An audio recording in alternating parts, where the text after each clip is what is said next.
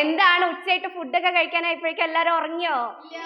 അത് ഈ സംസാരം കേട്ടപ്പോഴേ തോന്നി ആരും ഉറങ്ങിയിട്ടില്ലാന്ന്. എന്തായാലും ഈ ഉറക്കമില്ലായ്മയാണ് എനിക്ക് വേണ്ടത്. നിങ്ങൾക്കറിയാലോ, ഈ കഥകൾ എന്ന് പറയുന്നത് എൻ്റെ ഒരു വീക്ക്നെസ്സാ. ശരിക്കും പറഞ്ഞാൽ ഞാൻ കുറെ കഥകൾ വായിക്കാറുണ്ടെന്നൊന്നും നിങ്ങൾ തെറ്റിദ്ധരിക്കരുത്. കാണുന്ന കുഞ്ഞു കുഞ്ഞു കഥകളൊക്കെ ഇങ്ങനെ വായിക്കും. അതിന് എനിക്ക് തോന്നുന്ന കഥകളൊക്കെ ഞാൻ എല്ലാവരുടെ അടുത്തേക്ക് ഷെയർ ചെയ്യും. അത്രയൊക്കെ തന്നെ ഉള്ളൂ. അത്രേ ഉള്ളൂ. അപ്പോ ഈ കഥകളിലൂടെ നമുക്ക് എങ്ങനെ ജീവിത മൂല്യം ആർജിച്ചെടുക്കാം എന്നുള്ളതാണ് ഇന്ന് ഞാൻ നിങ്ങൾക്ക് പറഞ്ഞുതരാൻ പോണത്. ഞാൻ ഇന്നലെ എൻ്റെ ഒരു ഫ്രണ്ടിനോട് ഈ ഒരു ടോപ്പിക് പറഞ്ഞപ്പോൾ അതൊന്നും പ്രാക്ടിക്കൽ അല്ലാന്നേ. ഈ കഥകളിൽ നിന്ന് ജീവിത മൂല്യം ഒന്ന് ആർജിച്ചെടുക്കാൻ പറ്റി, അതൊക്കെ വെറുതെ പറയാണ്. വെറുതെ സമയം കളയാന്നല്ലാണ്ട് അതുകൊണ്ട് ഒരു ഗുണമില്ല എന്ന് പറഞ്ഞത് നിങ്ങൾക്ക് അങ്ങനെ തോന്നുന്നുണ്ടോ? അതാണ്, ഈ കഥകളിലൂടെയൊക്കെ തന്നെ നമുക്ക് ഒരുപാട് ജീവിത മൂല്യങ്ങൾ ആർജിച്ചെടുക്കാനായിട്ട് സാധിക്കും. കാരണം കഥകൾ നമ്മുടെ മുന്നിലൂടെ കടന്നു പോകുന്നത് ഓരോരോ ഉദാഹരണങ്ങളിലൂടെയാണ്. ഓരോരോ സന്ദർഭങ്ങള് നമ്മുടെ മനസ്സിലൊരു വാഗ്മയ ചിത്രം പോലെ ക്രിയേറ്റ് ചെയ്യപ്പെടുകയാണ്. ഒരു ഇമാജിനേഷൻ, ഒരു വേൾഡ് ഓഫ് ഇമാജിനേഷൻ എന്നാണ് എനിക്ക് കഥകൾ വായിക്കുമ്പോൾ തോന്നാറുള്ളത്. കാരണം എനിക്ക് പലപ്പോഴും ഈ കഥകളിലെ കഥാപാത്രങ്ങളുടെ കൂടെ ഇങ്ങനെ സഞ്ചരിക്കാൻ പറ്റാറുണ്ട് കേട്ടോ.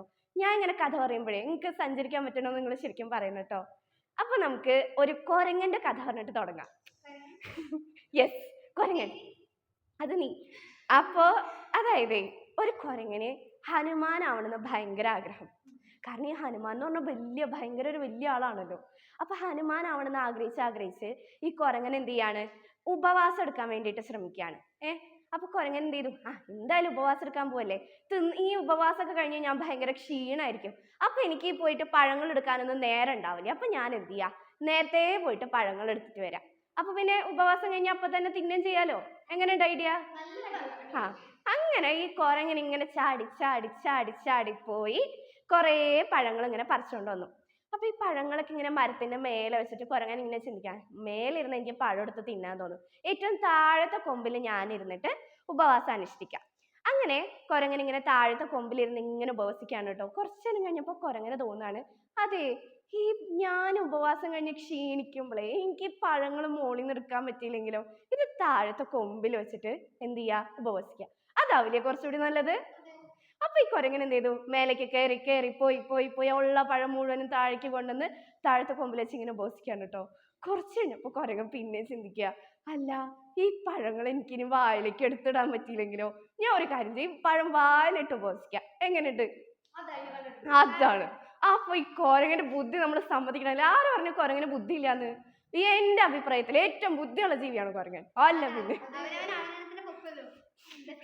ഞാൻ അപ്പോ ഈ കുരങ്ങൻ ഇങ്ങനെ പഴം വായിലിട്ട് ഇങ്ങനെ ചവച്ച് ഇങ്ങനെ ഉപവസിക്കാണ് കേട്ടോ. അപ്പൊ ശല്യം, ഇതാണെങ്കിൽ വായി കിടന്നിട്ട് ഉപവസിക്കാനും പറ്റില്ല. ഞാനെന്നത് കടിച്ച് ചവച്ചിറക്കട്ടെ, എന്നിട്ട് ഉപവസിക്കാം. തുപ്പിയ പഴം പോവില്ലേ? ഞാൻ അത്ര കഷ്ടപ്പെട്ടത് വെറുതെ ആവില്ലേ? അല്ലെ, ഞാനല്ല കുരങ്ങൻ. അപ്പൊ കുരങ്ങൻ ഇങ്ങനെ പഴങ്ങനെ തിന്നു കഴിഞ്ഞിട്ട് ഉറക്കം വരുന്നത്. ഇനി കുറച്ച് നേരം അല്ല, ഉപവാസം പിന്നെ ആദ്യം ഉറക്കം. ഞാൻ ഇച്ചിരി നേരം ഉറങ്ങട്ടെ, ആഹാരം കഴിച്ച ഒരു ഉറക്കം മസ്റ്റാന്ന് പറഞ്ഞിട്ട് കുരങ്ങ ഉറങ്ങാൻ പോയി. ഉറക്കത്തിൽ നിന്ന് എണീച്ചപ്പോ, അല്ല, ഞാൻ എന്തിനായിരുന്നു ഇപ്പൊ വന്നത്? ഉപവാസം എന്താണ് എല്ലാം കുരങ്ങൻ എന്ത് ചെയ്തു? മറന്നുപോയി. കുരങ്ങൻ ഉപവസിക്കാൻ വന്നതാണെന്നും കുരങ്ങൻ എന്താണ് ചെയ്യാൻ മനസ്സിൽ കരുതിയിരുന്നതെന്നും എല്ലാം കുരങ്ങൻ എന്ത് ചെയ്തു? മറന്നുപോയി. ഇവിടെയാണ് നമ്മൾ നമ്മുടെ ഈ സെഷൻ സ്റ്റാർട്ട് ചെയ്ത സമയത്ത് പറഞ്ഞൊരു കാര്യം, പ്രയോറിറ്റി, അതുപോലെ തന്നെ ഏകാഗ്രത. ഈ രണ്ട് കാര്യങ്ങളും ഇമ്പോർട്ടൻ്റ് ആയിട്ട് വരുന്നത്. നമ്മൾ ഏത് കാര്യത്തിനാണ് കൂടുതൽ പ്രയോറിറ്റി കൊടുക്കുന്നത്, ആ ഒരു കാര്യം കൃത്യമായിട്ട് ഏകാഗ്രതയോട് കൂടിയിട്ട് ചെയ്യുക എന്നുള്ളതാണ്. അതിൻ്റെ ഇടയിൽ നമ്മളിങ്ങനെ കൊതിപ്പിക്കുന്ന പല ചെറിയ ചെറിയ കാര്യങ്ങൾ വരും. ഇപ്പൊ ഞാനൊക്കെ പഠിക്കാനിരിക്കുന്ന സമയത്ത് നിങ്ങൾ ഇത് കണ്ടിട്ടുണ്ടോ ഗൈസ് എന്ന് പറഞ്ഞിട്ടൊരു വീഡിയോ യൂട്യൂബിൽ കാണാണ്. അപ്പൊ ഇതൊക്കെ കാണുമ്പോൾ ആരുടെയും കണ്ണ് നനയിക്കുന്ന ഷോർട്ട് ഫിലിം, ഇതൊക്കെ കാണുമ്പോൾ പിന്നെ ഞാൻ ഇങ്ങനെ നോക്കാതിരിക്കും. അതൊക്കെ ഇങ്ങനെ നോക്കിയിട്ട് എൻ്റെ പഠിക്കാനുള്ള കാര്യങ്ങളെല്ലാം ഞാനിങ്ങനെ മറന്നു പോവാണ്. അപ്പൊ അങ്ങനെ ശരിക്കും പറഞ്ഞാൽ ഇത്തരത്തിലുള്ള നമ്മൾ ഓരോരുത്തരും ഓരോ കുരങ്ങന്മാരാണ്. ഇങ്ങനെ നിങ്ങൾ ചിന്തിക്കുമ്പോൾ, ഇങ്ങനെ ഓരോന്ന് ചെയ്യാൻ ചിന്തിക്കുമ്പോൾ, ഇങ്ങനെ നിങ്ങൾ ചെയ്യാൻ ചിന്തിക്കുമ്പോൾ നിങ്ങൾ ചിന്തിക്കുക, എന്തിനാ കുരങ്ങനാവണ്, മനുഷ്യനായിട്ട് മര്യാദക്കിരുന്ന് പഠിക്കാൻ നോക്കുന്ന ചിന്തിച്ച് മര്യാദക്കിരുന്ന് പഠിച്ചോളണം. മനസ്സിലായോ? അതുപോലെ എന്ത് കാര്യമാണെങ്കിലും, എന്ത് ഗോൾസ് ലൈഫിൽ നിങ്ങൾ സെറ്റ് ചെയ്തിട്ടുണ്ടെങ്കിലും അതെന്ത് ചെയ്യുക? അത് ആദ്യം ചെയ്യുക. അല്ല, അത് ചെയ്യാണ്ട് എന്തെങ്കിലും ചെയ്യാൻ നോക്കുമ്പോൾ നിങ്ങളുടെ മനസ്സിലേക്ക് എന്താണ് ഓടി വരേണ്ടത്? കോരങ്ങന്റെ മുഖാണോ? അപ്പോ ഇതാണ് എനിക്ക് നിങ്ങളോട് ഷെയർ ചെയ്യാനുള്ള ആദ്യത്തെ ഒരു മെസ്സേജ് എന്ന് പറയുന്നത്. നമ്മൾ ഒരിക്കലും കുരങ്ങനാവരുത്. നമ്മൾ എന്ത് ചെയ്യുക, നമ്മുടെ ഗോൾസ് അച്ചീവ് ചെയ്യുന്ന നല്ല ഒരു വ്യക്തിത്വമായിട്ട് മാറാം. മറ്റുള്ളവരുടെ ലൈഫിൽ നമ്മളെ കൊണ്ട് ഒരു ഉപകാരമെങ്കിലും ഉണ്ടാക്കാനായിട്ട് ശ്രമിക്കാം. ഇനി നമുക്ക് മറ്റൊരു ഒരു കഥ അറിഞ്ഞാലോ? ഇന്ന് തുടക്കം മൊത്തം ഇന്ന് ഞാൻ ജീവജാലങ്ങളിലൂടെയാണ് കേട്ടോ പോണത്. അടുത്ത കഥ പറയുന്നത് ഒരു പുഴുവിന്റെ കഥയാണ്. പുഴു. ഈ പുഴുവിനൊരു പ്രത്യേകത ഉണ്ട്. ഈ പുഴു ആണെങ്കിൽ ആരെ കണ്ടാലും അവരുടെ നീളമോ വെയിറ്റും ഒക്കെ അളന്ന് പറഞ്ഞുതരും. അടിപൊളി പുഴുവാണ് കേട്ടോ. പുഴുവിന്റെ കഴിവ് നമ്മൾ സമ്മതിക്കണം. അതെ, ഹൈറ്റും വെയിറ്റും അളക്കണമെന്ന് പഠിക്കരാ. അപ്പൊ ഈ പുഴു ഉണ്ടല്ലോ, ഇങ്ങനെ എന്താ പറയാ, എല്ലാവരുടെ ഹൈറ്റും വെയിറ്റും അളക്കൂട്ടോ. അപ്പോ സിംഹത്തിനൊക്കെ ഭയങ്കര അത്ഭുതം. ഇത് കൊള്ളാലോ സംഭവം, എന്റെ വെയിറ്റ് ഒക്കെ പറയേ, എനിക്കൊക്കെ എത്ര വെയിറ്റ് ഉണ്ടായിരുന്നു ഈശ്വര. അപ്പൊ ആനക്കൊക്കെ അഹങ്കാരം, ആഹാ എനിക്കൊക്കെ ഇത്ര നീളം ഉണ്ടായിരുന്നല്ലേ, ഇനി എല്ലാത്തിനും ശരിയാക്കി തരാന്നൊക്കെ.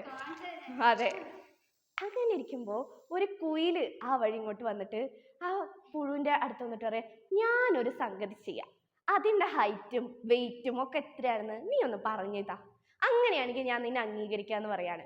അങ്ങനെ കുയിൽ വന്നിട്ട് ഇങ്ങനെ മനോഹരമായിട്ട് ഇങ്ങനെ കൂവാണ്.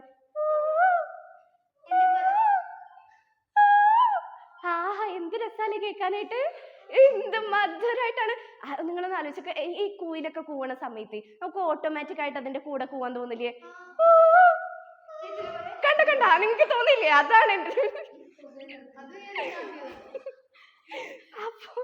അപ്പൊ എന്താ പറയാ, ഈ കുയിലിങ്ങനെ കൂവുമ്പോ ആ പുഴുവും അതിനെ കൊണ്ട് കഴിയുന്ന രീതിയിൽ ചെറുതായിട്ട് ശബ്ദം ഉണ്ടാക്കി. എന്നിട്ട് കുയിൽ ചോദിക്കാൻ, എന്താണ് നിങ്ങൾക്ക് ഇതിൽ നിന്ന് തോന്നുന്നത്? ഈ സംഭവത്തിന്റെ ഹൈറ്റും വെയിറ്റും എത്രയാണെന്ന് നിനക്ക് പറഞ്ഞു തരാൻ പറ്റുമോ ചോദിച്ചു. അപ്പൊ പുഴു പറയാണ്, ഇത് നിന്റെ കഴിവാണ്, ഈ കഴിവിനെ അളക്കാൻ ഞാൻ ആളല്ല എന്നാണ്. നമ്മുടെ ഫിസിക്കലി എങ്ങനെയോ ആയിക്കോട്ടെ, നമ്മൾ ഹെൽത്തി ആവണം, അത് സത്യം തന്നെയാണ്. നമ്മൾ നല്ല രീതിയിൽ ഹെൽത്തി ആവണം, എക്സസൈസ് ചെയ്യണം, അതൊക്കെ നമ്മുടെ ജീവിതത്തിൽ ഒരുപാട് ഗുണങ്ങൾ ഉണ്ടാക്കും, നമ്മുടെ ആരോഗ്യം വർദ്ധിപ്പിക്കും. പക്ഷേ നമ്മൾ ഹെൽത്തി അല്ലാത്ത സിറ്റുവേഷൻസിൽ, അതായത് നമ്മൾ ഫാറ്റ് ഒക്കെ ഉണ്ടാവും, അത് കുറയ്ക്കാത്ത ആ ഒരു സന്ദർഭത്തിൽ ഒരുപാട് പേര് നമ്മളെ കളിയാക്കുന്നുണ്ടാവും. പക്ഷേ നമ്മുടെ ഉള്ളിൽ നമ്മുടേതായ ഒരു അഗ്നി ഉണ്ടാവും. ഹന്ന പറഞ്ഞതുപോലെ ഒരു അഗ്നി ഉണ്ടാവും, നമ്മുടേതായ ഒരുപാട് സ്ട്രെങ്ത്തുകൾ ഉണ്ടാവും, നമ്മുടേതായ കഴിവുകൾ ഉണ്ടാവും. ആ കഴിവുകൾ മനസ്സിലാക്കാനായിട്ട് ഒരു പക്ഷെ അവർക്ക് പറ്റണമെന്നില്ല. ആ ഒരു കഴിവ് നിങ്ങളെ പ്രകടിപ്പിച്ചിട്ട് കാണിക്കുക. എന്നിട്ട് അവരോട് പറയാം, ഈ ഒരു കഴിവിന് നിങ്ങൾ എന്ത് പറയും, ഈ ഒരു കഴിവിന് നിങ്ങൾക്ക് അംഗീകരിക്കാതിരിക്കാൻ പറ്റുമോ എന്ന് ചോദിച്ചു നോക്കുക. എൻ്റെ ഒരു എക്സ്പീരിയൻസ്, ഞാൻ ഈ മലയാളം പഠിക്കുന്ന സമയത്ത് ഇക്കാക്ക ചോദിച്ചു, മലയാളത്തിൽ എന്താ പഠിക്കാനുള്ളത്, മലയാളം അയ്യേ മലയാളം ചോദിച്ചു. അപ്പൊ ഞാൻ കാക്കനോട് ചോദിച്ചു, കാക്ക ഇപ്പൊ സംസാരിക്കണ ഭാഷ ഏതാ? മലയാളം. എന്നിട്ട് മലയാളത്തിനെ പുച്ഛിക്കരുത് കേട്ടോ പറഞ്ഞു. അപ്പൊ ആ വായ അവിടെ അങ്ങോട്ട് അടഞ്ഞുപോയി. ഇത്തരത്തിൽ നമ്മളെ കൊണ്ട് കഴിയുന്നത് പോലെ നമ്മുടെ കഴിവുകൾ പ്രകടിപ്പിച്ചിട്ട് നമ്മളെ മുന്നേറ്റങ്ങൾ, നമ്മുടെ സ്ട്രെങ്ത്തുകൾ ഇങ്ങനെ മുന്നിലേക്ക് കൊണ്ടുവന്നിട്ട് എന്ത് ചെയ്യുക, നമ്മൾ മുന്നോട്ട് വരിക. അപ്പോൾ നമ്മളിങ്ങനെ കളിയാക്കിയവരൊക്കെ ലാസ്റ്റ്, ഇത് കണ്ടോ അവള് എന്ത് നന്നായിട്ടാ ചെയ്യണേ എന്ന് അവര് തന്നെ നമ്മളോട് എന്ത് ചെയ്യാൻ തുടങ്ങും, തിരിച്ചിങ്ങോട്ട് ചോദിക്കാൻ തുടങ്ങും. ഇനി നമുക്ക് മറ്റൊരു കഥയിലേക്ക് പോവാം. ഈ കഥകളൊക്കെ എല്ലാവർക്കും ഇഷ്ടമുണ്ടോ? ഇനി അടുത്ത കഥ, ഒരു ധനികയും എന്നെപ്പോലെ ഇങ്ങനെ സുന്ദരിയായിട്ടുള്ള ഒരു സ്ത്രീ ഇങ്ങനെ പറയാണ്, എനിക്ക് സന്തോഷിക്കാൻ പറ്റണില്ല, എന്നെ ആരും സ്നേഹിക്കണില്ല, ഞാൻ എന്താ ചെയ്യുക, എന്താണ് എനിക്ക് ചെയ്യാൻ പറ്റാന്ന് ഒരു ഡോക്ടറോട് ഇങ്ങനെ ചോദിക്കുകയാണ്. അപ്പോൾ ഡോക്ടർ പറഞ്ഞു, നിങ്ങൾ എന്തിനാ വിഷമിക്കുന്നത്, ഞാനേ ഇവിടുത്തെ തൂപ്പുകാരിയെ വിളിച്ചിട്ട് ആ തൂപ്പുകാരി എങ്ങനെയാണ് സ്വന്തം സന്തോഷം കണ്ടെത്തുന്നതെന്ന് നിങ്ങളോട് പറഞ്ഞു തരാം. അങ്ങനെ ആ തൂപ്പുകാരി വന്നു. തൂപ്പുകാരി ഇങ്ങനെ പറയാണ്, ഞാനേ പണ്ട് വളരെ സന്തോഷത്തോടു കൂടി എൻ്റെ മകനോടും ഭർത്താവിനോടൊപ്പം ജീവിക്കുകയായിരുന്നു. ആ സമയത്ത് എൻ്റെ ഭർത്താവ് മലമ്പനി പിടിപെട്ട് മരണപ്പെട്ടു. 3 മാസങ്ങൾക്ക് ശേഷം എൻ്റെ മകനും ഒരു കാർ അപകടത്തിൽ എന്നെ വിട്ട് പിരിഞ്ഞുപോയി. എന്ത് ചെയ്യണമെന്ന് അറിയാത്ത അവസ്ഥ, വല്ലാത്തൊരു ദുരിതം നിറഞ്ഞ അവസ്ഥയിലൂടെ കടന്നു പോവാണ് ഞാൻ. അങ്ങനെ ഞാൻ അവസാനം ആത്മഹത്യ ചെയ്യാൻ തീരുമാനിച്ചു. ഞാൻ വിഷം വാങ്ങാനായിട്ട് ഒരു കടയിൽ പോയി വിഷം വാങ്ങി വന്ന വഴിക്ക് ഒരു പൂച്ച, ഇങ്ങനെ മഴ പെയ്യാണ് ആ സമയത്ത്, ഒരു പൂച്ച ഇങ്ങനെ കരയാണ്, വിഷമിച്ച് കരയാണ്. കാരണം തണുപ്പ് കൊണ്ട് എന്ത് ചെയ്യണമെന്ന് ആ പൂച്ചയ്ക്ക് അറിയില്ല. ഞാൻ ആ പൂച്ചേനെ കൂടെ കൂട്ടി, എന്തായാലും ചെറിയൊരു നന്മ അതെങ്കിലും ആവട്ടെ എന്ന് കരുതിയിട്ട് ഞാൻ ആ പൂച്ചേനെ ഇങ്ങനെ എൻ്റെ കൂടെ കൂട്ടി. അങ്ങനെ ആ പൂച്ച എൻ്റെ വീട്ടിൽ വന്നു, എൻ്റെ കൂടെ താമസിച്ചു. ആ പൂച്ചയ്ക്ക് ഞാനൊരു ഇത്തിരി ഭക്ഷണം നൽകിയപ്പോൾ അതിൻ്റെ മുഖത്ത് കണ്ട സന്തോഷം ഉണ്ടല്ലോ, അതെങ്ങനെ വിവരിക്കണം എന്ന് എനിക്കറിയില്ല. അതുപോലെ തന്നെ എനിക്കും അതുപോലെ സന്തോഷിക്കാനായിട്ട് സാധിച്ചു എന്നുള്ളതാണ്. ഇത്രത്തോളം ഈ മാസങ്ങൾക്ക് ശേഷം എൻ്റെ ഭർത്താവിൻ്റെയും എൻ്റെ മകൻ്റെയും മരണത്തിന് ശേഷം ഇതാദ്യമായിട്ടാണ് ഞാൻ ഇങ്ങനെ ചിരിക്കണേ.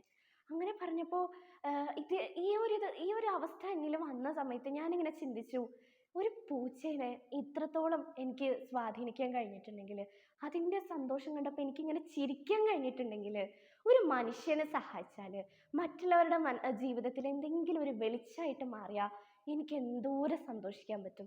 എൻ്റെ ജീവിതത്തിലെ സന്തോഷം പിന്നെ അവിടെ തുടങ്ങല്ലേ. പിന്നെ എന്തിനാ ഞാൻ വെയിറ്റ് ചെയ്യണം എന്ന് പറഞ്ഞിട്ട് അപ്പം തന്നെ ഈ എന്താണ് ഈ ഒരു ഇപ്പോൾ തൂപ്പുകാരിയില്ലേ, തൂപ്പുകാരി കുറേ ബിസ്ക്കറ്റുകൾ ഉണ്ടാക്കിയിട്ട് പിറ്റേ ദിവസം തൻ്റെ അയൽക്കാരിനെ കാണാനായിട്ട് പോയി. അയൽക്കാരിനെ കണ്ടിട്ട്, അയൽക്കാരിയാണെങ്കിൽ രോഗബാധിതയായിട്ട് കിടക്കുകയായിരുന്നു. അപ്പോൾ അയൽക്കാരിനെ കണ്ട് ഈ ബിസ്ക്കറ്റുകൾ കൊടുത്തു. അവളുടെ ഏറ്റവും ഇഷ്ടപ്പെട്ട വിഭവമായിരുന്നു ഈ തൂപ്പുകാരി ഉണ്ടാക്കുന്ന ഈ ഒരു ബിസ്ക്കറ്റ്. അങ്ങനെ കുറേ നേരം സംസാരിച്ചിരുന്നു. അങ്ങനെ തിരിച്ചു പോരാൻ നേരത്ത് തൂപ്പുകാരി തിരിച്ചു പോരാൻ നേരത്ത് ആ ഒരു എന്താണ് അയൽക്കാരിയുടെ മുഖത്ത് കണ്ട ആ ഒരു സന്തോഷം ഉണ്ടല്ലോ, ആ പുഞ്ചിരി ഉണ്ടല്ലോ, 1000 നക്ഷത്രങ്ങളെക്കാൾ തിളക്കമുള്ളതായിരുന്നു. കാരണം ഒരുപാട് നാളായി അവരോട് ആരെങ്കിലും ഒന്ന് സംസാരിച്ചിട്ട്. എപ്പോഴും ഭക്ഷണം നൽകുമെന്നല്ലാണ്ട് ആരും അവരോട് സംസാരിക്കാൻ സമയം കണ്ടെത്തിയിരുന്നില്ല. അങ്ങനെ തന്നെ കൊണ്ടാവും വിധത്തിൽ കുഞ്ഞു കുഞ്ഞു കാര്യങ്ങൾ ചെയ്തുകൊണ്ട് ജീവിതം മുന്നോട്ട് കൊണ്ടുപോവുകയാണ് ആ തൂപ്പുകാരി ചെയ്യുന്നത്. ഇതുപോലെ തന്നെ നമ്മളെ കൊണ്ടാവുന്ന വിധത്തിൽ ചെറിയ ചെറിയ കാര്യങ്ങൾ ചെയ്താൽ നമുക്കും ജീവിതത്തിൽ മുന്നേറാൻ സാധിക്കും എന്നൊരു വലിയ സന്ദേശമാണ് ഈ ഒരു തൂപ്പുകാരി മുന്നോട്ട് വയ്ക്കുന്നത്.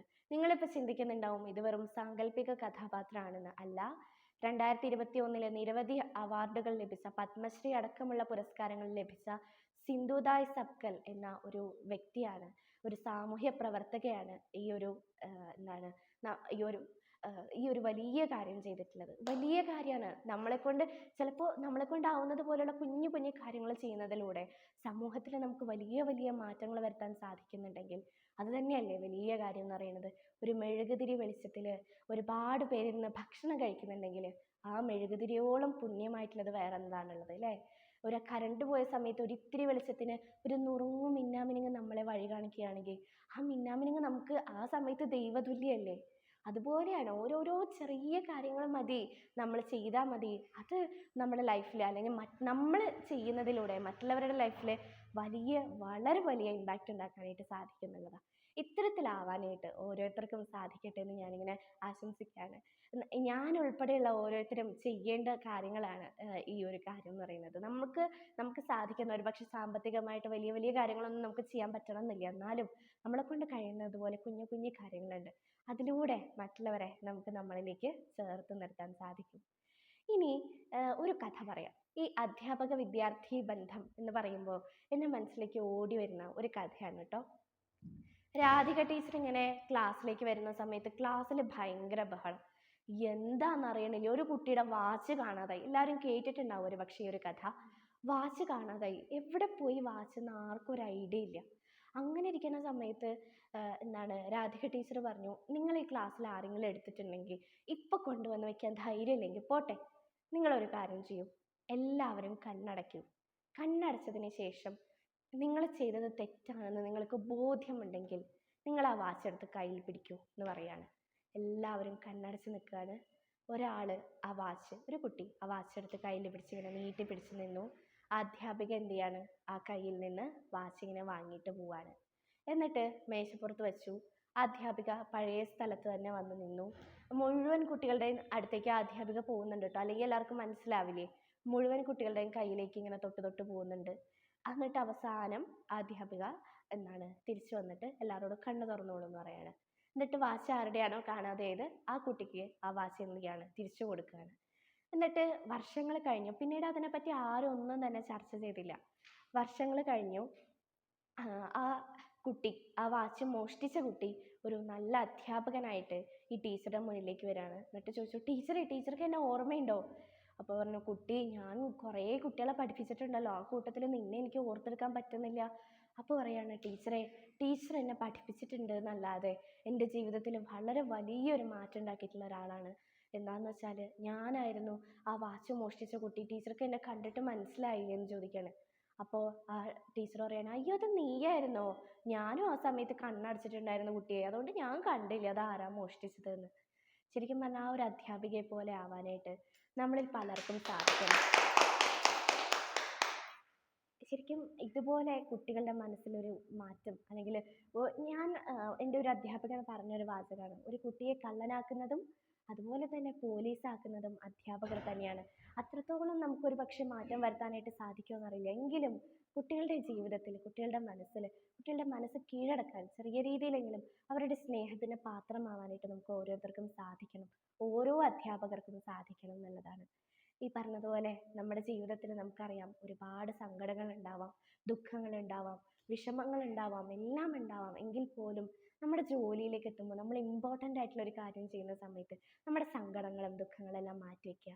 എന്നിട്ട് ഒരു ചിരിയോടെ, ഒരു പുഞ്ചിരിയോട് കൂടിയിട്ട് നമ്മൾ ആ കാര്യം ചെയ്യുമ്പോണ്ടല്ലോ, കാണുന്നവർക്കും നോക്കിയിരിക്കാനൊരു കൗതുകമായിരിക്കും. എല്ലാവർക്കും നമ്മളോട് ഇങ്ങനെ ചേർന്ന് നിൽക്കാൻ തോന്നും.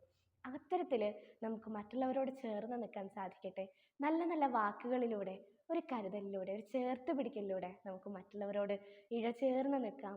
അവരുടെ ജീവിതത്തിൽ ഒരു കൈത്താങ്ങാവാം. അതുപോലെ തന്നെ നമുക്ക് വേണ്ട സമയത്ത് നമുക്കും മറ്റുള്ളവരിൽ നിന്നും സ്വീകരിക്കാം. ഒരൊറ്റ കഥ കൂടി ഞാൻ നിങ്ങളോട് പങ്കുവയ്ക്കുകയാണ്. ഒരെണ്ണം മതിയോ? അതായത് ശ്രീബുദ്ധൻ ഇങ്ങനെ ഒരു അമ്പലത്തിൽ ഇങ്ങനെ ക്ലാസ് എടുത്തുകൊണ്ടിരിക്കുകയാണ് കേട്ടോ. അപ്പോൾ ക്ലാസ് എടുത്തുകൊണ്ടിരിക്കുന്ന സമയത്ത് ശ്രീബുദ്ധൻ ഇങ്ങനെ ഇഷ്ടമല്ലാത്ത ഒരുപാട് ആളുകളുണ്ട്. അതിലൊരാൾ വന്നിട്ട് ശ്രീബുദ്ധൻ്റെ മേലേക്ക് ഇങ്ങനെ കാർക്കിച്ച് തുപ്പിയിട്ട് കുറേ അസഭ്യ വാക്കുകൾ പറയാണ്. ശ്രീബുദ്ധൻ ശാന്തനായിട്ട് അത് കേട്ടുകൊണ്ടിരുന്നിട്ട് എന്ത് ചെയ്തു, ആ കാർക്കിച്ച് തുപ്പിയ ഭാഗം തൻ്റെ മേലുടുപ്പ് കൊണ്ട് തുടച്ചു മാറ്റി. അങ്ങനെ പിറ്റേ ദിവസം ശിഷ്യന്മാർ ചോദിച്ചു, എന്തുകൊണ്ടാണ് അങ്ങ് പ്രതികരിക്കാതിരുന്നത്? ഞങ്ങൾ പ്രതികരിക്കാനിരുന്ന സമയത്ത് അങ്ങ് എന്ത് ചെയ്തില്ല? ഞങ്ങളെ പ്രതികരിക്കാൻ സമ്മതിച്ചില്ല, എന്തുകൊണ്ടാണ് അങ്ങനെ ചെയ്തതെന്ന് ചോദിച്ചപ്പോൾ അവൻ എന്താണോ ചെയ്തത് അതേ ഭാഷയിൽ തന്നെ ഞാൻ പ്രതികരിച്ച അവന് ഞാൻ തമ്മിൽ എന്താ വ്യത്യാസമുള്ളത്? എന്തായാലും ഇന്നും അവൻ എൻ്റെ അടുത്ത് വരും, എന്നിട്ട് എന്താണ് സംഭവിക്കുന്നതെന്ന് നിങ്ങളൊന്ന് കണ്ടു നോക്കൂ എന്ന് പറയാണ്. അങ്ങനെ അതേ വ്യക്തി അന്ന് തന്നെ ബുദ്ധൻ്റെ അടുത്ത് വന്നിട്ട് ബുദ്ധൻ്റെ കാൽക്കൽ വീണ് കണ്ണീർ വാർക്കുകയാണ് ചെയ്തത്. ഞാൻ ചെയ്തതിനൊക്കെ എന്നോട് പൊറുക്കൂ എന്ന് പറഞ്ഞ് കണ്ണീർ വാർക്കുകയാണ് ചെയ്തത്. ബുദ്ധനെ പോലെയുള്ള മഹാന്മാരുടെ പ്രത്യേകത നമുക്കറിയാം, ശാന്തത അല്ലേ? എന്തൊക്കെ പ്രലോഭനങ്ങൾ ഉണ്ടായാലും, എന്തൊക്കെ സംഭവിച്ചാലും അദ്ദേഹം എന്ത് ചെയ്യില്ല, അതിന് പ്രതികരിക്കില്ല. ഇതിനോട് സാമ്യം ഉള്ള ഒരു കഥ തന്നെയാണ് നമ്മുടെ MS ധോണി ഒരു ക്രിക്കറ്റ് പരമ്പരയിൽ പാകിസ്ഥാനും ഇന്ത്യയും തമ്മിലുള്ള കളിയാണ്. അപ്പോൾ പാകിസ്ഥാന് ആദ്യം ബാറ്റ് ചെയ്തു, 261 റൺസ് എടുത്തു. ഇന്ത്യക്ക് 262 റൺസാണ് എടുക്കാനുള്ളത്. ആ സമയത്ത് പാകിസ്ഥാന് നോക്കുമ്പോൾ ഇന്ത്യയിൽ 160 റൺസ് എടുത്തപ്പോഴേക്കും ഒരുപാട് പേര് ഔട്ടായിട്ടുണ്ട്. അപ്പോൾ ഇനി അവരെ ഔട്ടാക്കുക. MS ധോണിയാണെങ്കിൽ എന്ത് ചെയ്ത് ഔട്ടാവണില്ല. അപ്പോൾ പാകിസ്ഥാനിലുള്ള പ്ലെയേഴ്സ് എന്ത് ചെയ്തു, ഇങ്ങനെ തെറിയൊക്കെ പറഞ്ഞുകൊണ്ട് കുറേ കളിയാക്കിക്കൊണ്ട് MS ധോണിനെ പ്രകോപിപ്പിക്കാനായിട്ട് തുടങ്ങി. പക്ഷേ അദ്ദേഹം അതൊന്നും മൈൻഡ് ചെയ്യാണ്ട് സിംഗിൾസും ഡബിൾസും ഒക്കെ ഇട്ട് ഇങ്ങനെ ബാറ്റ് ചെയ്തുകൊണ്ടേ ഇരിക്കുകയാണ്. അങ്ങനെ കുറേ നേരത്തിന് ശേഷം കളിയുടെ അവസാനത്തോടെ എത്തിയപ്പോഴേക്കും 6ഉം അതുപോലെ തന്നെ 4ഉം ഒക്കെ അടിച്ച് ഇന്ത്യയെ അദ്ദേഹം എന്ത് ചെയ്തു, വിജയത്തിലേക്ക് എത്തിച്ചു. അതാണ് വേണ്ടത്. നമുക്കറിയാം, ഇപ്പം ഈ പറഞ്ഞതുപോലെ നമ്മൾ ഓരോരോ കാര്യങ്ങൾ ചെയ്യാൻ പോകുമ്പോഴും നമ്മളെ പരാജയപ്പെടുത്താനായിട്ട്, നമ്മളെ തളർത്താനായിട്ട് ഒരുപാട് പേര് നമ്മുടെ മുന്നിലുണ്ടാവും. അപ്പോൾ നമ്മൾ എന്താണ് ചിന്തിക്കേണ്ടത്? നമുക്കാണോ മറ്റുള്ളവർക്കാണോ നമ്മളെക്കുറിച്ച് കൂടുതൽ അറിയാവുന്നത്? നമുക്കാണ്. നമ്മളാണ് നമ്മളെക്കുറിച്ച് പൂർണ്ണമായിട്ടും അറിവുള്ളവർ. ആ ഒരു കാര്യം ചിന്തിച്ചുകൊണ്ട് ദൈവം, പടച്ചോൻ, എന്തുമായിക്കോട്ടെ, പ്രപഞ്ച ശക്തി നമുക്ക് അതിനുള്ള കഴിവ് തന്നിട്ടുണ്ടെന്ന് നമുക്ക് ബോധ്യമുണ്ടെങ്കിൽ, അതിന് പൂർണ്ണമായും നമ്മൾ ശ്രമിക്കാൻ തയ്യാറാണെങ്കിൽ പിന്നെ എന്ത് നോക്കണം? ആരൊക്കെ എന്തൊക്കെ പറഞ്ഞാലും ഞാൻ പിന്നോട്ടില്ല എന്നുള്ള രീതിയിൽ നമ്മുടെ ഭാഗത്ത് ശരിയുണ്ട്, നമ്മൾ ചെയ്യുന്നത് കൊണ്ട് നമുക്ക് മറ്റുള്ളവർക്കും പ്രയോജനം ഉണ്ടെന്ന് നമുക്ക് തോന്നുകയാണെങ്കിൽ നമ്മൾ എന്ത് ചെയ്യുക? നമ്മൾ ആ ഒരു കാര്യമായിട്ട് മുന്നോട്ട് പോവുക. അത് നമ്മുടെ ലൈഫിൽ ഉണ്ടാക്കുന്ന സക്സസ് വളരെ വലുതായിരിക്കും. അത്തരത്തിൽ വിജയിക്കാനായിട്ട് ഓരോരുത്തർക്കും സാധിക്കട്ടെ എന്ന് ഞാൻ ആശംസിക്കുകയാണ്. എനിക്ക് കഥ പറഞ്ഞ് മതിയായില്ല കേട്ടോ, ഞാൻ ഒരു കഥ കൂടി നിങ്ങളോട് പങ്കുവയ്ക്കുകയാണ്. അപ്പോൾ സ്നേഹം കാമം ഭ്രാന്ത് എന്ന പുസ്തകം ജോസഫ് അന്നക്കുട്ടി ജോസ് എഴുതിയ ആ പുസ്തകത്തിലെ ഒരു കഥ എനിക്ക് ഭയങ്കരമായിട്ട് ഇഷ്ടപ്പെട്ടു. അതെന്താന്ന് വെച്ചാൽ, ഒരു കുട്ടി, ആ കുട്ടീനോട് ഈ കണക്ക് മാഷ്മാരുടെ ഒരു പ്രത്യേകത ഉണ്ടല്ലോ, അവരാണെങ്കിൽ എന്താ പറയുക, കണക്ക് ഇങ്ങനെ പഠിപ്പിച്ചു തുടങ്ങിക്കഴിഞ്ഞാൽ പോർഷൻസ് തീർക്കാനുണ്ട്, അങ്ങനെ ഇങ്ങനെയെന്ന് പറഞ്ഞിട്ട് വേഗം വേഗം പഠിപ്പിച്ചോളും. അപ്പോൾ അങ്ങനെ ഇരിക്കുന്ന സമയത്ത് ഈ ഒരു കണക്ക് മാഷുണ്ട്, ജോയി എന്നാണ് മാഷിൻ്റെ പേര്. മാഷാണെങ്കിൽ ഭയങ്കര കണക്ക് ഭയങ്കര സ്പീഡിൽ പഠിപ്പിക്കുമെങ്കിലും എല്ലാവർക്കും മാഷിൻ്റെ ക്ലാസ്സിലിരിക്കാൻ ഭയങ്കര ഇഷ്ടമാണ്. കാരണം എന്താണെന്ന് വെച്ചാൽ മാഷിൻ്റെ ക്ലാസ്സിന് ശേഷം മാഷിൻ്റെ ഒരു അടിപൊളി കഥ പറച്ചിലുണ്ട്. ആ കഥ പറച്ചിൽ കേൾക്കുക എന്ന് പറഞ്ഞാൽ എല്ലാവർക്കും ഒരുപാട് ഇഷ്ടമുള്ളൊരു കാര്യമാണ്. അങ്ങനെ മാഷ് ഇങ്ങനെ കഥ പറയാണ്. അതായത് ആൽക്കമിസ്റ്റിൻ്റെ കഥയാണ്. നിധി കിട്ടുന്നത് സ്വപ്നം കണ്ടിട്ട് അവസാനം നിധി നേടിയെടുത്ത സാന്റിയാഗോയുടെ കഥയാണ് മാഷ് അന്ന് പറഞ്ഞു കൊടുത്തത്. ആ കഥ കേട്ടപ്പോൾ മുതൽ ഒരു കുട്ടിക്ക്, ക്ലാസ്സിലെ ഒരു കുട്ടിക്ക് ഭയങ്കര ഒരു സംശയം. നമ്മൾ എന്ത് സ്വപ്നം കണ്ടാലും അത് നടക്കുമോ? ഉറപ്പായിട്ടുള്ള കാര്യമാണോ അത്? അങ്ങനെ ചിന്തിച്ച് ചിന്തിച്ച് ആ കുട്ടി മാഷിനോട് തന്നെ പോയി ചോദിച്ചു, മാഷേ, നമ്മൾ എന്ത് സ്വപ്നം കണ്ടാലും നടക്കുമോ? അത് നടക്കുമെന്ന് ഉറപ്പായിട്ടുള്ള കാര്യമാണോ എന്ന് ചോദിച്ചപ്പോൾ മാഷ് പറഞ്ഞു, അതിപ്പോൾ നിനക്ക് ഇങ്ങനെ ഒരു സംശയം, ആ സ്വപ്നം കണ്ടാൽ അത് നടക്കുകയൊക്കെ ചെയ്യും, നീ പോയി പഠിക്കാൻ എന്തെങ്കിലും ഉണ്ടെങ്കിൽ പോയി പഠിക്കാൻ നോക്കുമെന്ന് പറഞ്ഞു. ആ കുട്ടി വളരെ പാവപ്പെട്ട ഒരു കുട്ടിയായിരുന്നു. അപ്പോൾ സൈക്കിൾ വാങ്ങാനൊന്നും ആ കുട്ടിക്ക് എന്തുണ്ടായിരുന്നില്ല, ശക്തി ഉണ്ടായിരുന്നില്ല, അതിനുള്ള പൈസയൊന്നും ആ കുടുംബത്തിന് ഉണ്ടായിരുന്നില്ല. അങ്ങനെ ആ കുട്ടി ഇങ്ങനെ സൈക്കിൾ വേണമെന്ന് ആഗ്രഹിച്ച് സ്വപ്നം കാണാനായിട്ട് തുടങ്ങി. അങ്ങനെ ആ കുട്ടി എന്ത് ചെയ്തു, ഒരു മത്സരത്തിൽ പങ്കെടുത്തു. മത്സരത്തിൽ 1-ാം സ്ഥാനം കൊടുക്കുന്നത് സൈക്കിളാണ്, 2-ാം സ്ഥാനം ട്രോഫിയാണ്, 3-ാം സ്ഥാനം ഒരു സർട്ടിഫിക്കറ്റാണ്. അപ്പോൾ ഈ കുട്ടി ഒരു കഥാരചന മത്സരത്തിൽ പങ്കെടുത്തിട്ട് സ്വന്തം കഥ തന്നെ എന്ത് ചെയ്തു, ആ ഒരു മത്സരത്തിലേക്ക് അയച്ചു. സൈക്കിൾ സ്വപ്നം കണ്ട് നിൽക്കുന്ന ഒരു കുട്ടിയുടെ കഥ എഴുതിയിട്ട് അയച്ചു.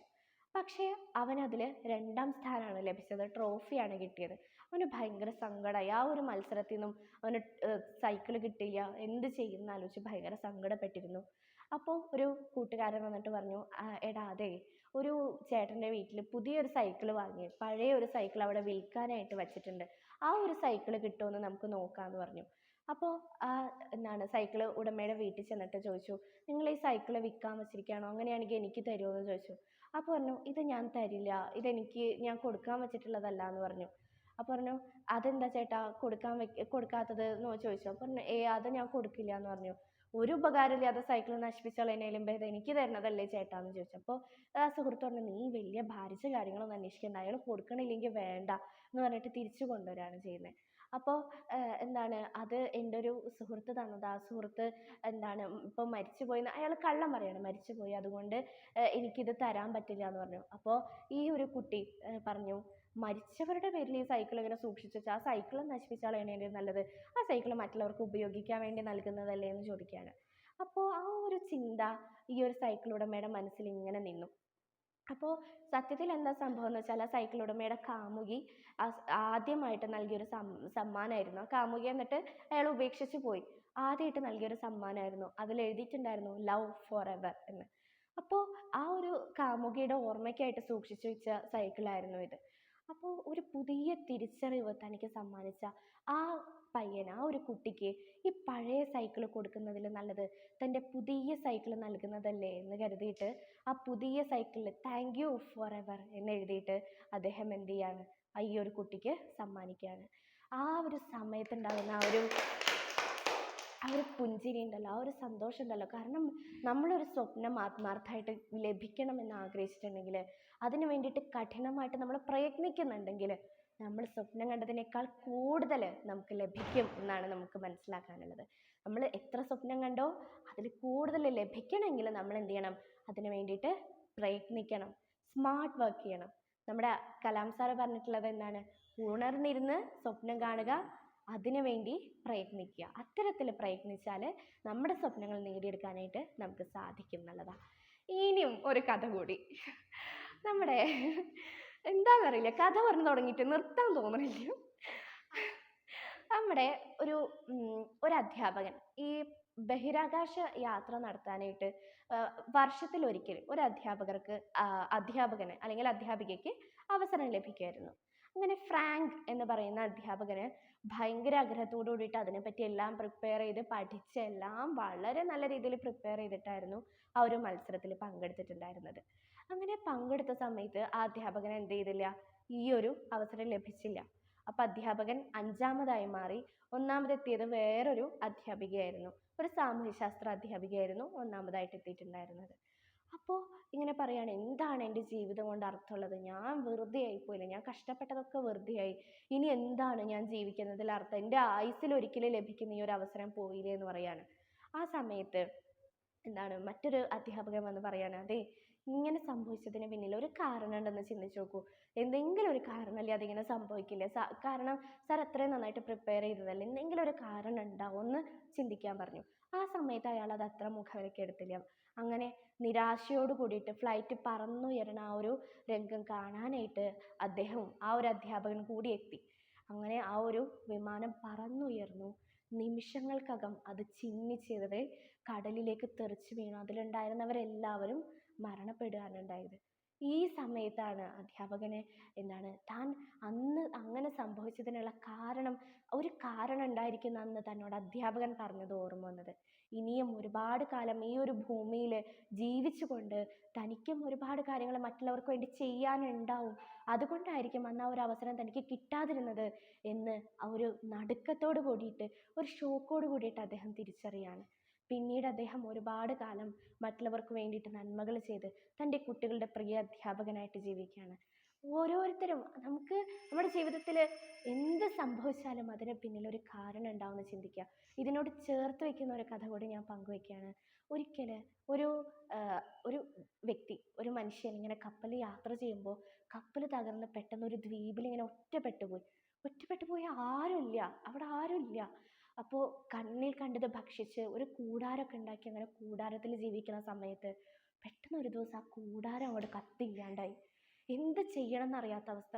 എൻ്റെ ദൈവമേ, എന്തിനാ ഇങ്ങനെ പരീക്ഷിക്കണേന്ന് നെഞ്ച് പൊട്ടി കരഞ്ഞപ്പോൾ ഒരു കപ്പൽ ഇങ്ങനെ ദൂരെ നിന്ന് ഇങ്ങനെ നീങ്ങി വരികയാണ്. അത് കണ്ടപ്പോൾ അയാളിങ്ങനെ സന്തോഷിക്കുകയാണ്. ഇത് ഇങ്ങനെ ഞാൻ എവിടെ ഉണ്ടെന്ന് മനസ്സിലാക്കി. ഇങ്ങനെ ദൂരെ നിന്ന് ഇങ്ങനെ നീങ്ങി വരികയാണ് കപ്പൽ. അങ്ങനെ ഇയാളെങ്ങനെ കപ്പലിലേക്ക് കയറ്റി. നിങ്ങൾ ഇവിടെ ഇങ്ങനെ ഇത്ര കാലം പിടിച്ചു നിന്നു എന്ന് ചോദിക്കുമ്പോൾ പറയാണ്, അറിയില്ല, ഞാനിവിടെ പെട്ടുപോയി, എൻ്റെ സുഹൃത്തുക്കളെ കാണാതെ, എൻ്റെ മോളിപ്പോൾ ഒന്നും കഴിച്ചിട്ടുണ്ടാവില്ല എന്നെ കാണാതെ എന്ന് പറഞ്ഞ് ഇങ്ങനെ പൊട്ടിക്കരയാണ് ഉണ്ടായത്. എന്നിട്ട് ചോദിച്ചു, ഞാനിവിടെ ഉണ്ടെന്ന് നിങ്ങൾ എങ്ങനെ അറിഞ്ഞു ചോദിച്ചപ്പോൾ പറഞ്ഞു, അത് ഈ കൂടാരം ഇങ്ങനെ കത്തിക്കരിഞ്ഞപ്പോൾ ആ ഒരു തീ കണ്ടപ്പോൾ മനസ്സിലായി ഇവിടെ ആരോ ഉണ്ടെന്ന്, അല്ലാണ്ട് ഇവിടെ തീ ഉണ്ടാവാൻ വഴിയില്ലല്ലോ, അങ്ങനെയാണ് ഞാൻ കണ്ടുപിടിച്ചതെന്ന് പറയാണ്. ശരിക്കും നമ്മുടെ ജീവിതത്തിൽ എന്ത് സംഭവിച്ചാലും, എന്ത് സങ്കടം ഉണ്ടായാലും അതിന് പിന്നിലൊരു കാരണം ഉണ്ടാവും. അത് തിരിച്ചറിയുക. നമ്മൾ ഒരിക്കലും അത് നഷ്ടപ്പെട്ടതിൻ്റെ പേരിൽ സങ്കടപ്പെടാതിരിക്കുക. നമ്മുടെ സ്ട്രെങ്ത്ത് മനസ്സിലാക്കിയിട്ട് ഇനിയും നമുക്ക് ഉയരങ്ങളിൽ എത്താനായിട്ട് ഒരുപാട് അവസരങ്ങളുണ്ടെന്ന് ചിന്തിക്കുക. ഇപ്പോൾ വയനാടൊക്കെ നമുക്കറിയാം അല്ലേ, വയനാടിൻ്റെ ആ ഒരു ദുരന്താവസ്ഥ, അതിനൊക്കെ എത്ര പറഞ്ഞാലും എന്തൊക്കെ പറഞ്ഞാലും അതിന് പകരാവില്ല എന്ന് എനിക്കറിയാം. പലരും അതിനുവേണ്ടി സഹായങ്ങൾ ചെയ്യുമ്പോൾ അതിനെ ഇങ്ങനെ ഒരുപാട് എതിർക്കുന്ന ഒരുപാട് മനുഷ്യർ, അല്ലെങ്കിൽ പരിഹസിക്കുന്ന ഒരുപാട് അധപതിച്ച മനുഷ്യർ നമ്മുടെ ഈ കേരളത്തിലുണ്ടെന്ന് ആലോചിക്കുമ്പോൾ ശരിക്കും എനിക്ക് സങ്കടം തോന്നിയിട്ടുണ്ട് പലപ്പോഴും. എൻ്റെ കണ്ണൊക്കെ ഇങ്ങനെ പലപ്പോഴും നിറഞ്ഞു പോയിട്ടുണ്ടായിരുന്നു കേട്ടോ. അപ്പോൾ ആ ഒരു സമയത്ത് അവരെക്കുറിച്ച് നമുക്ക് ചിന്തിക്കാം. ഇതും അവർ അതിജീവിക്കും. ലോകത്തിലെ തന്നെ, അല്ലെങ്കിൽ നമ്മുടെ കേരളത്തിലെ തന്നെ ഏറ്റവും മനോഹരമായിട്ടുള്ള ഏറ്റവും വലിയൊരു ജില്ലയായിട്ട് അത് മാറുമെന്ന് നമുക്കും പ്രത്യാശിക്കാം, പ്രതീക്ഷിക്കാം. അവരോടൊപ്പം നമുക്ക് ചേർന്ന് നിൽക്കാം. നമ്മളെക്കൊണ്ട് കഴിയുന്ന സഹായങ്ങളൊക്കെ അവർക്ക് നൽകാം. ഹ്യൂമാനിറ്റി, മനുഷ്യത്വം എന്ന ആ ഒരു മൂല്യം മറ്റുള്ളവരിലേക്ക് പകരാനും നമ്മളോട് സ്വയം ചേർത്ത് നിർത്താൻ നമുക്ക് ഓരോരുത്തർക്കും സാധിക്കട്ടെ എന്ന് ആശംസിക്കുകയാണ്. എൻ്റെ ഈ ഒരു കഥാലോകം അല്ലെങ്കിൽ കഥാമാല എല്ലാവർക്കും ഇഷ്ടമായി എന്ന് പ്രതീക്ഷിക്കുന്നു. ഏറെ സ്നേഹത്തോടെ ഒരുപാട് നന്ദി അറിയിക്കുന്നു. Thank you.